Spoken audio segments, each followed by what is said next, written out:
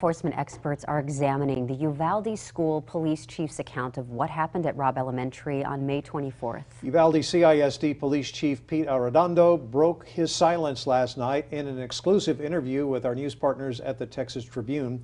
KXAN's Monica Madden spoke to law enforcement officials, many of which are critical of his side of the story.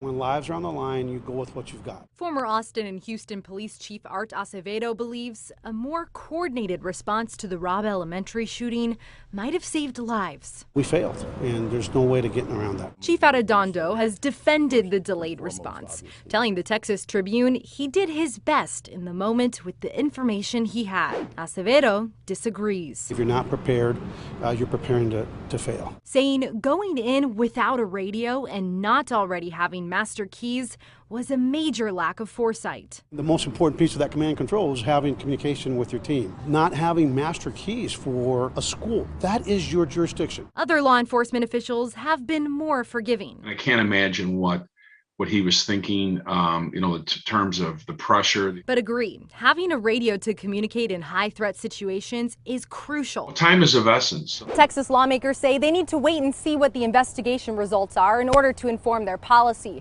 But a group of high schoolers wants action now and will bring their demands to the steps of the Capitol in a rally tomorrow. That everyone's fed up. 16-year-olds Levi Langley and Shayna Levy organized a Saturday March for Our Lives rally, expecting thousands. That at some point they can't ignore us. Active shooter drills are the norm for these teens. There's always a little part of me that's scared. But they don't think it has to be this way. There were officers, as we saw at Uvalde, it was ineffective. It's just like a Band-Aid solution because politicians don't actually want to take action. Monica Madden, KXAN News. I spoke with other law enforcement experts who didn't feel comfortable speaking on camera. One former Houston police officer told me that's because he guesses there's at least half of the information about the response that we just don't know yet. And Austin's March for Our Lives rally starts at 10 a.m. tomorrow on the south steps of the Capitol. Back to you. Thank you so much, Monica.